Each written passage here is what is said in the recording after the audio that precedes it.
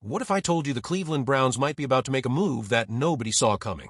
A decision so massive it could completely rewrite the future of this franchise and send shockwaves through the entire AFC North.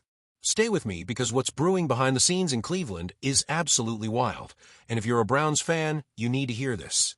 Before we dive in, if you live and breathe Browns football like we do, hit that subscribe button right now. Help us build the ultimate Browns community here on Browns Breakout. We're pushing toward 1,000 subscribers, and we need diehard fans like you to make it happen. Drop a like on this video too. It keeps the algorithm working in our favor so you never miss the latest Browns news. Alright, let's get into it. So here's where we're at. The Browns are sitting at 2-6. Yeah, I know. It stings. This isn't where any of us thought we'd be this season, but here's the thing. Sometimes the most interesting stories happen when things aren't going according to plan. And right now, there's a quarterback situation developing in Cleveland that could define the next 5 years of this franchise. Let me paint the picture for you. Shedeur Sanders, the rookie backup, the guy who is supposed to be the future, or at least part of the conversation about the future. He hasn't taken a single regular season snap. Not one. He's been sitting behind Dorian Gabriel, who's been starting games and, let's be honest, struggling. Gabriel's 1-3 as a starter this year, and his performance has been inconsistent at best. Yet the Browns keep rolling him out there week after week, while Sanders watches from a sideline. Now that alone would be interesting enough, but here's where it gets absolutely fascinating.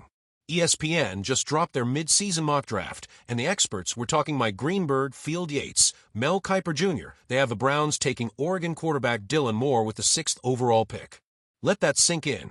The Browns, who already have a highly touted rookie quarterback on the roster, are being projected to draft another quarterback in the first round. This isn't just any projection either. Moore is ranked as the 3rd best quarterback in this draft class, behind only Indiana's Fernando Mendoza, who's expected to go number 1 to New Orleans, and Alabama's Ty Simpson heading to the Jets at 3. That's elite company. That's franchise quarterback territory. And if Cleveland actually pulls the trigger on this, it would send an unmistakable message. We're moving on from what we have, and we're going all in on finding our guy. But here's what makes this story even crazier. Mel Kiper has been one of Shedeur Sanders' biggest supporters. This is the same analyst who had Sanders as his top-rated quarterback in last year's draft. The same guy who's been scratching his head watching Sanders fall to the 5th round, wondering how NFL teams could miss on someone with that much talent. And now even Kiper is projecting Cleveland to go in a completely different direction. That should tell you something about how the league views this situation. Kiper didn't hold back either. He basically said the quiet part out loud. He questioned whether the NFL really understands quarterback evaluation as well as everyone thinks they do. He pointed out that Sanders has all the tools, the arm talent, the mobility, the football IQ, but he's getting buried before he ever gets a real chance to show what he can do. And Kiper's not wrong to be frustrated. We've seen this movie before. Talented quarterbacks who get caught up in organizational dysfunction, draft politics, and narratives that have nothing to do with their actual ability to play the game. Meanwhile, Sanders has been dealing with his own challenges.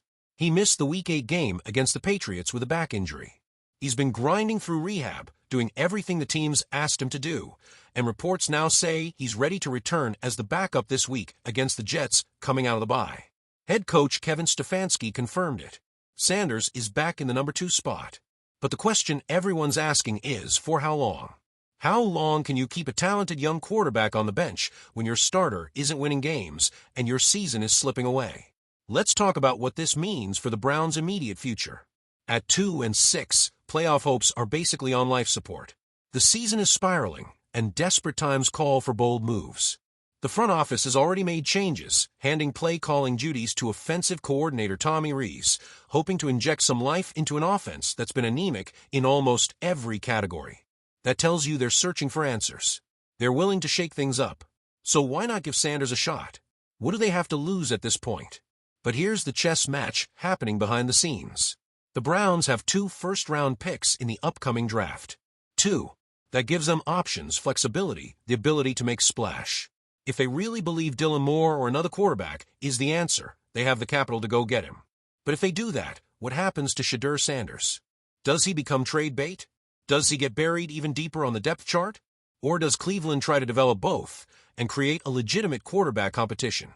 Think about the bigger picture here for a second. The Browns have been searching for quarterback stability for what feels like forever. From Baker Mayfield's up and down tenure to the Deshaun Watson saga that's been nothing short of a disaster, this franchise has been desperate to find their guy. Dorian Gabriel was supposed to be part of the solution, or at least a bridge to the next era. Sanders was supposed to be the developmental project with superstar potential. And now they're being linked to another first-round quarterback. It's chaos, but it's also exactly the kind of aggressive move that could either save this franchise or set it back another 3 years. And let's not ignore the elephant in the room. If Cleveland drafts a quarterback high, the entire AFC North is going to sit up and take notice. Baltimore and Cincinnati are playing elite football right now. The division is brutal, but a young talented quarterback in Cleveland? That changes everything. That could accelerate the Browns' timeline from rebuilding to contending. Or it could create a quarterback controversy that drags this team down for years. Here's what I keep coming back to, though. Shedeur Sanders deserves a chance.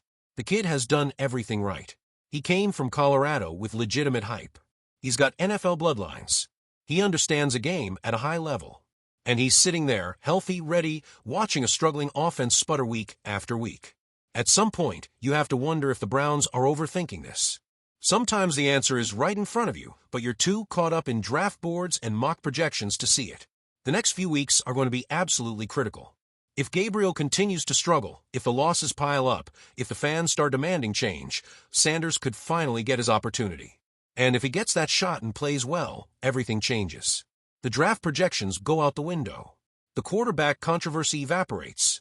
Cleveland would have its answer. But if the Browns stick with Gabriel and then draft another quarterback in April, Sanders' time in Cleveland is probably over before it ever really began. Browns fans, I want to hear from you right now. Drop your thoughts in the comments. Do you think Shedeur Sanders deserves a real shot to start? Or are you all in on the Browns drafting Dylan Moore or another quarterback early? How do you see this playing out? Because this isn't just about this season anymore. This is about the next 5 years of Browns football. This is about whether this franchise finally gets the quarterback position right or whether we're stuck in another cycle of uncertainty and disappointment. One thing I know for sure. Being a Browns fan means riding the roller coaster.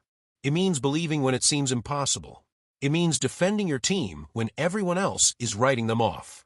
And right now, in the middle of a tough season with more questions than answers, we're all still here. We're all still watching. We're all still believing that something special is coming. So stay locked in. Keep supporting this team.